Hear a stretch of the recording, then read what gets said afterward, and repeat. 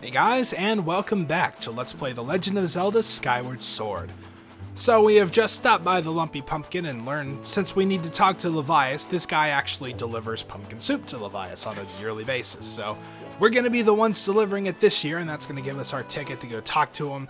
Maybe see if we can figure out what seems to be wrong with him. The Alan said he was possessed by something, so we'll have to see that once we get there. So let's go ahead and fly out there. Unfortunately, it's quite a journey because the Lumpy Pumpkin is pretty far way away from the Thunderhead. We have to go like all the way up here. So, of course, I'll meet you once we get there. Okay, so this is definitely the island the owner was talking about. Like I said, the rainbow kind of makes it hard to miss. So let's go ahead and drop off here on this little place. It's kind of neat, actually. There's just all kinds of flowers around, so I don't know why they're all growing on this one island, but it's cool looking, I guess. So yeah, this is a pretty odd place for a soup delivery, I'll give you that. Alright, so Scrapper's delivered the goods, which means he's out of here, now we just have to wait.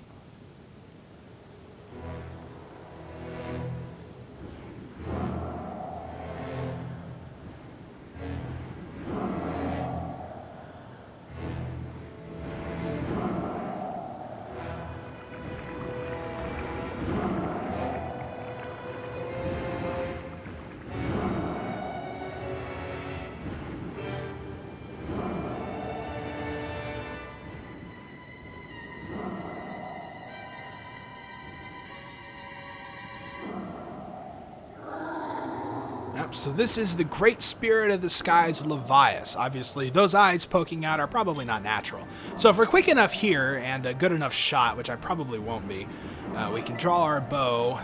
And actually, yeah, they're in kind of bad spots, but oh, come on. I don't know, for some reason it just like would not let me shoot. I was holding A, I was doing the C, I don't know, but anyway, if you are a good enough shot, you can actually take out a couple of those eyes from that platform, and obviously those are going to be our objective.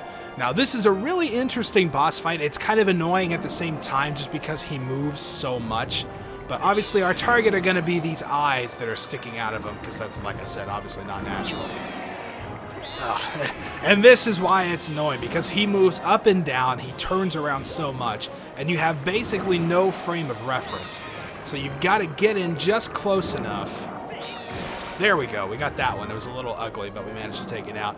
Obviously, once we take out all four of the eyes, this phase of the boss fight's going to be done. So let's see if we can... And that one's on his tail, which flaps around so much. I'll probably save that one for last. Alright, so there we go. I got the second one. That one worked pretty well.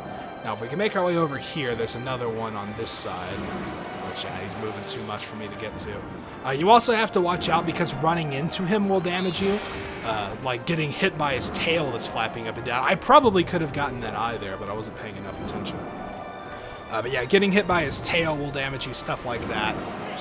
Okay, we managed to get it. That actually went rather well, and I didn't take a hit, which is unusual.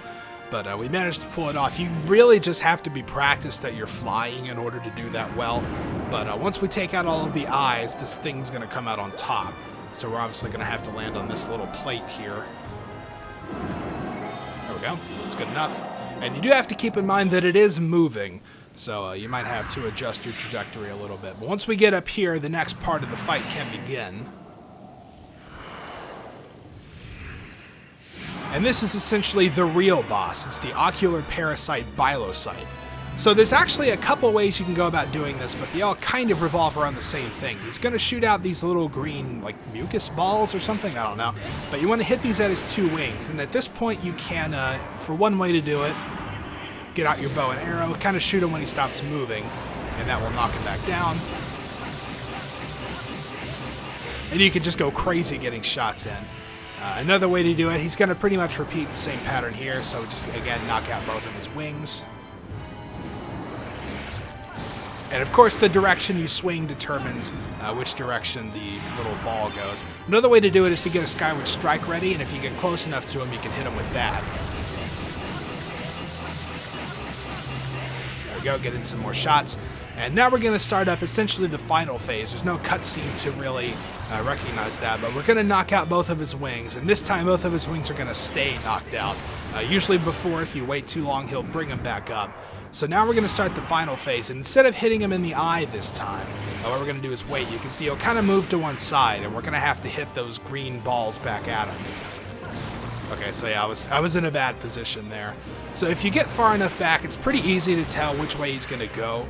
It's just a matter of hitting it at the correct time. So we're just going to have to do this a couple more times. I think this next one might do it. Okay, now maybe one more then. There we go. So just hit him a few times and down he goes. So it's a pretty simple boss. The first part of it, flying around, trying to hit all those 4 eyes, can be annoying, especially if you're like constantly trying to chase him to keep up. But once you get on there, I mean, the fight is basically, that's like super easy. So it looks like we've defeated the parasite, and hopefully this will restore Levias to his former state. Hopefully we don't go down with the ship here.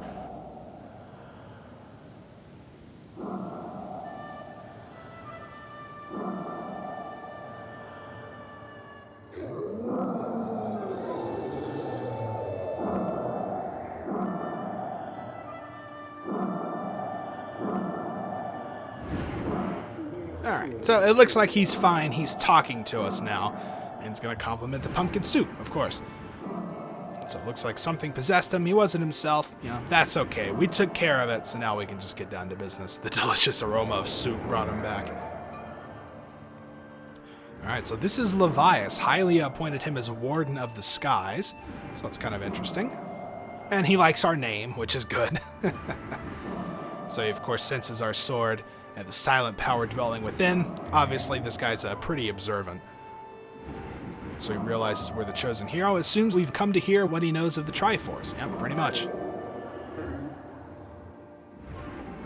Alright, so he's going to kind of give us a little bit more of a story here. He's going to remind us that Demise tried to take the Triforce, and Hylia did everything she could to prevent it. And she's also hidden the Triforce somewhere in Skyloft, but its location is secret. Unfortunately, even he doesn't know, but the goddess did entrust him with a hint. So the clue is actually a song known as the Song of the Hero.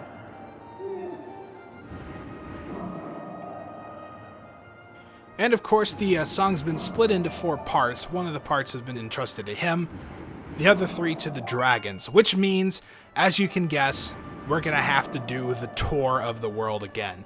So the dragons can be found at Faron Woods, Elden Volcano, and Lanayru Desert. So if you thought we were done going to those 3 places, well, guess again. We're going to have to make the rounds one more time. So at least this time we've got a clue of what we need to do next. The Song of the Hero, he's got 1 part. He's going to teach us his after we get the other 3. Unfortunately, that does mean that, yes, we're going to have to go back to each of the 3 regions, try to find the dragons, and then get the song from them, then come back in order to finally learn the final part. So while we didn't exactly learn how to find the Triforce, we learned what to do to figure out how to find the Triforce. It's a little complicated. But all we need to know for now is that we're going to have to learn the Song of the Hero in order to find it. So, and that was also a pretty cool little boss fight. The only one that you actually do while riding the bird. So, I don't know, it's just kind of a nice little touch. It's kind of annoying because he moves around so much, but, you know, once you get decent at it, it's not too bad.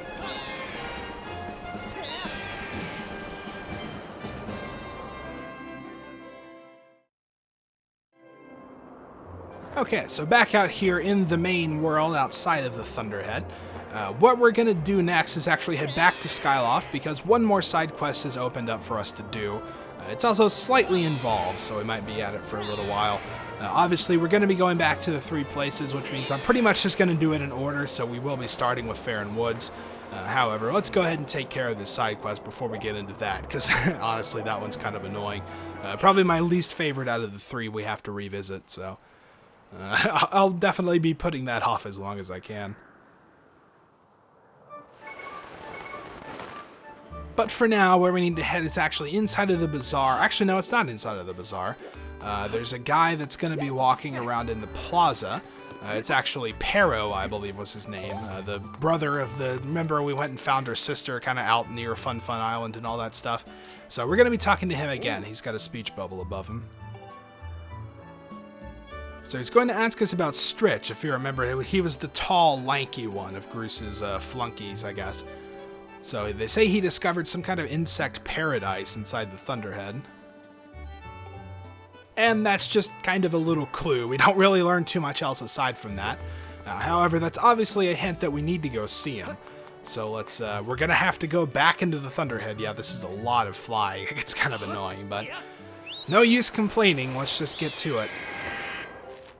Okay, so now that we're back inside the Thunderhead, if you remember this island, we actually just picked up a goddess chest on it not too long ago. And I said it was pretty complicated, but there's nothing really there for us. It turns out this is actually where Stritch has set up shop. And only by talking to that guy back in Skyloft will he actually show up here, but you can see, yep, here he is. So he flew into the fog and ended up here, and realized this is some kind of insect paradise. So of course he decided to stay, right? You know, like that's the reasonable option there. So now he can spend his days catching bugs, and he's kind of running a little bit of a minigame here. Bug Beginner and Bug Wrangler. However, we're not really going to bother with any of this, so yeah, no thanks. So there you go. You can also kind of explore around the island a bit if you want. Something that might be worth doing while we're here the first time is to just kind of push this log down. It'll make a little bit of a shortcut, but you know, you don't really even have to bother with that if you don't want to. So there's nothing really important that we needed to do here, but it turns out you basically just have to talk to him in order to actually trigger the next part of the side quest. Which means, you guessed it, we get to fly back to Skyloft. Fun! Let's do it. Okay, so back in Skyloft one more time. This is the part where the flying starts to get to me a little bit. Going back and forth between an island inside the Thunderhead and here is not necessarily the most fun thing in the world. Alright, so what we're going to do is, as you can see, we're going to be calling Beetle, so let's wait for him up over here. And we'll go ahead and head up into his shop.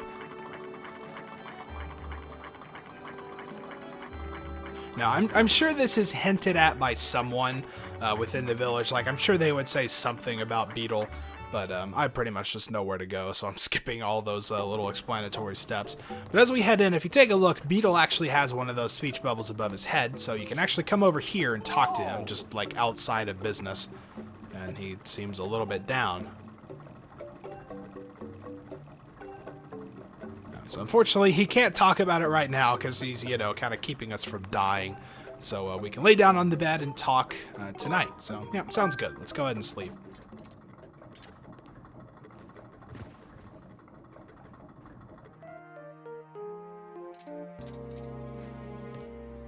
Okay, so we're back here at Beetle's Island at night. Obviously, we've sat down and I ran into an invisible wall. That's always fun. Oh yeah, there's a pretty good shot of the goddess shield. Check that out. It's kind of neat seeing like the night light reflecting off of it. It's pretty cool looking. Okay, so let's go ahead down and talk to Beetle. He's got some problems, and now we get to hear it in his cool accent. So there we go. So yes, we rode the sleep sheep. I love that. Rode the sleep sheep. It's quite innervated him. Well, okay. All right, well, let's cut the chatter here, and yeah, let's get down and learn about the weight on your heart. So this precious horned colossus beetle has gone missing along with its cage. So it was such a rare insect, and it was friendly. Well, okay. I guess, yeah, we'll find it for you. Why not? Let's see. He abides out there somewhere all alone in the wild. So you can kind of guess, you know, you can put two and two together. Stritch found a bug paradise, and this guy is missing his bug. You know, you can pretty much figure it out. It also doesn't hurt that you have to talk to Stritch in order to get this thing to finish up. So that pretty much takes away, like, all elements of mystery. But, oh well, at least we know where to go, so, you know, it makes it slightly less annoying, I suppose. Anyway, let's go back to sleep till morning, and then we'll head back out to Stritch's place. Okay, so we've made our way back out to Stritch's bug paradise. So let's go ahead and drop off down here by him. And you can probably already see it coming up. And yes, he does have that telltale speech bubble above his head. So let's see what he's got to say.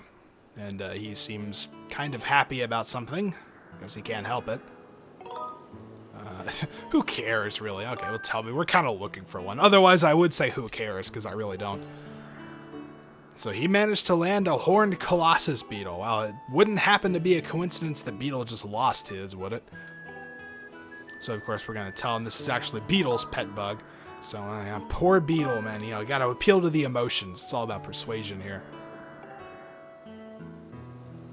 So, unfortunately, he's just thinking about his credibility in the bug-catching community. I can't imagine there's too many people in that community. But it would be kind of mean to keep someone's pet bug. Yeah, pretty much. But he doesn't feel so bad that he's just going to give it back, so he's got something in mind. Looks like we're going to be playing his game. So, yeah, sure, you're on. Why not?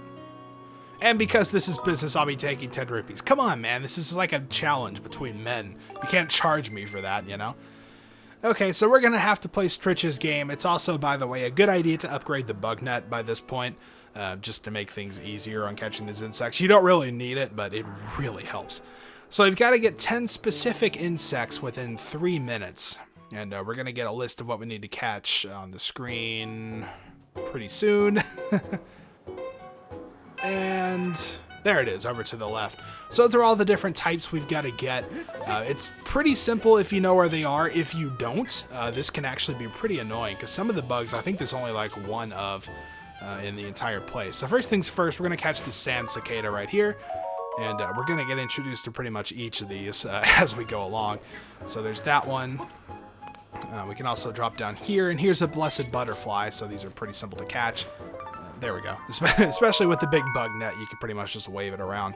So that's why it makes it quite a bit easier. Okay, at this point then we can climb up, and in this little patch of grass we will eventually, here we go, run across a Farron grasshopper. Oop, there we go. Okay, so there's one of those. We need another one, though. We can jump across here. And there's an Elden Roller. And we also need another one of those. So we're making good progress. We've already got 4 of the ones we need. And now at this point, okay, it looks like the log shortcut didn't actually work. I hadn't ever done that before, so I thought maybe it would, but I guess not. Okay, so this time we can head back. The Farron grasshopper here will eventually respawn, but I don't guess it has yet, so it's just too bad. However, along the way, as we climb up this platform, we can catch a woodland rhino beetle here.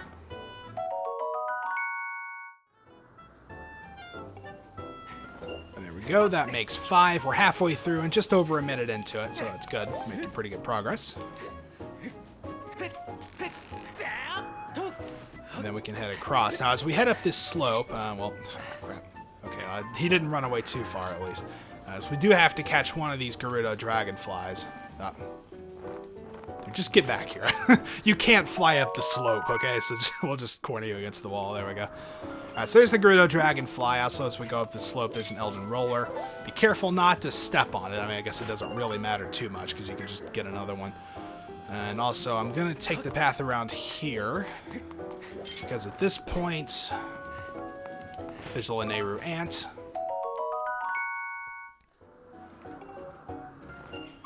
Okay, and then as we break one of these pots, I don't remember which one it is. Actually, I thought it was this one right here. Okay, well, this could be bad. Okay, well, it might be actually this over here. Yeah, this is the mantis I'm looking for. So usually I think the mantis is supposed to be in a pot, but for whatever reason this guy was just out there. I'm not sure. Okay, so now we just got to get one more grasshopper, and we can always just go back to the last location we found him, which is down here. And he will have respawned by this point. There he is. So we grab him, and there we go. We're finished. So it cuts pretty close sometimes. Like, even if you know where they all are, I could see where that would be actually a little bit tough. But as long as you kind of have an idea where everything is, you can generally make it within the 3 minutes. It's not too bad, at least. Okay, so he won't bug us anymore. Oh, that's terrible. Since we beat his record, and he's going to give us the Horned Colossus beetle back. So let's hurry back to beetle with it, of course.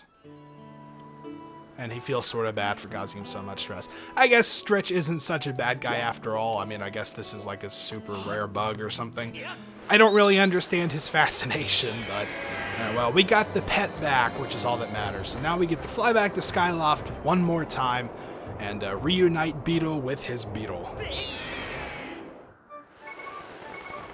Okay, back down in Skyloft. I feel like I've said that like 5 different times now. I'm pretty sure I have. Thankfully, that's the last time we're going to have to be heading back to the Thunderhead for a little while at least.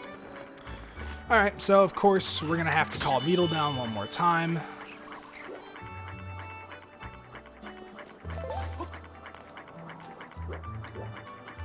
Where is the rope? Dude, what? What? You have to, like, send the rope down. I can't grab that. Come on. Okay, well, let's try hitting it again. I don't know. Yeah, it looks like he took off. That's weird. I have never seen that happen before. Okay, this time it's coming down. That was really weird. I'm not sure what happened.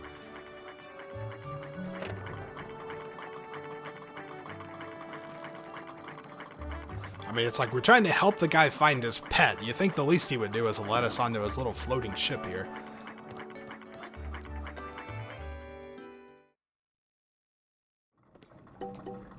So, of course, now we get to tell Beetle the good news.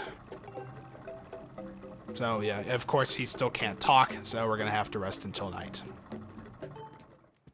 Okay, so back out on Beetle's Island. It's pretty cool looking at night, I got to admit. I really like just kind of staring out at the scenery. And looking up to some stars and the huge moon. I still can't believe how huge that is. You know, I wonder if there's like constellations or anything up here. You know, I've never really taken the time to stop and try to figure anything out. I mean, I'm not really seeing anything off the top of my head, but I just kind of wonder. There's probably like a wiki page for it. You know, there's a wiki page for everything. All right, anyway, let's talk to Beetle here.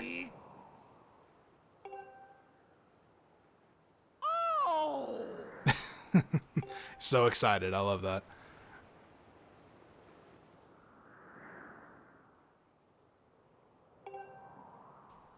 And he's also going to give us a discount. Next time we enter the shop, we're going to get one of the items for half off the listed price. Unfortunately, by this point, we've bought basically everything we needed to. I mean, I guess the bug medal is still there. But, you know, it might be helpful if you're trying to buy the piece of heart that's there, or maybe like the last adventure pouch upgrade. Though if you've waited this long, I mean, I don't know, you should have gotten the money by this point, right? So there's not really too much left. I mean, I guess, like I said, I guess we could buy the bug medal, but it doesn't really matter that much. Okay, so now that we have reunited the two Beetles, we can sleep until day once again.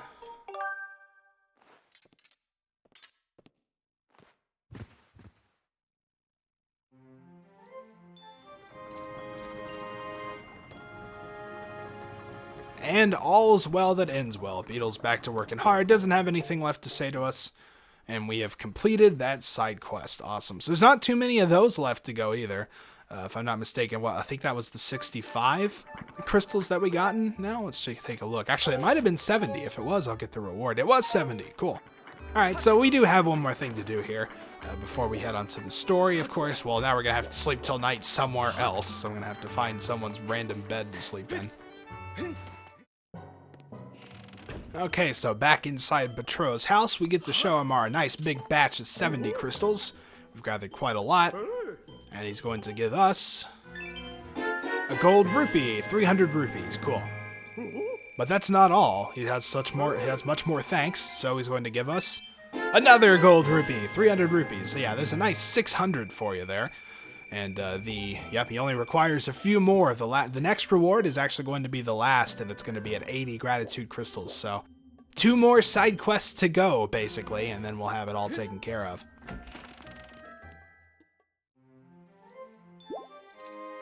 Okay, so it's morning, and you may be wondering what house I'm in. This is some random lady that I honestly don't know that I've ever actually seen before. She is Gossel, and she's demanding. The mother of Rupin. So I guess it's the merchant guy who sells like all the shields and stuff. I guess that's like his mother. So there you go. She hates house cleaning but adores antiques. I recommend keeping a safe distance from her. Well, okay. She also, if you talk to her, I think she tells you not to break things. Make sure you don't break anything. Well, you know what that means. We're gonna have to break something. Yeah, there we go.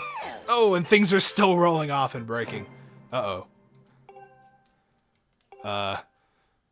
20 rupees. Oh, well, really? That's it? 20 rupees for all that stuff? I think you, like, bought some really crappy antiques. Okay, fine. I'll pay you the 20 rupees. Next time we'll have words. There's some more stuff over here. Can I? Oh no, those are those are like boxed in. Okay, fine. There's some more plants. I'm gonna break these if I'm gonna pay for it. I mean, she gets mad again. 30 okay, so all of that stuff on the shelf, that was 20 rupees, but that one flower pot was 30 rupees. Okay, fine. Well, we got one more. Oh. I think it's just the same thing again. I've actually never done this before, so believe it or not. Okay, that one was 20 rupees. I think she is just making numbers up. Okay, well, now that we have just given this lady, what, like 70 rupees, I think we can leave now. I'd never actually done that before, by the way. That was all just completely... I just went into a random house and saw that lady and thought, maybe I could break the stuff in her house, because that's what you do in Zelda, right? Okay, well, now that we've had our fun breaking worthless antiques, we can finally get back to what we were going to do. We've taken care of basically all the side quests and stuff that we need to worry about at this point in time, so our next objective is to actually gather the 3 pieces of the Song of the Hero, and they pretty much leave you open to do this in just about whatever order you want. There is actually, it's worth mentioning, there's a glitch that is basically game breaking, and not so much anymore because you can't actually like patch it online and fix it. It's kind of a pain though, so I'd not have to do that, but that would be better. But we have the 3 regions, of course, that we can go to. We can do it in just about every order, but it's worth mentioning that it will glitch out if you try to do Lineru Desert first. If you finish it and then speak to the Goron, who you invested, the money in earlier on, if you speak to him, I think it's twice, it'll prevent you from actually progressing in the rest of the area. So apart from that, you can really do it in just about any order you want. So I'm probably going to go ahead and just do it in the, sort of, I guess, canonical order, the order that we visited him in the first time, which means we're going to be starting with Faron Woods first. However, I think that's probably best left for another part. Like I said before, I'm still not looking forward to doing that. So anyway, though, we'll leave it off here for now. So until then, thank you guys for watching, and I'll see you next time.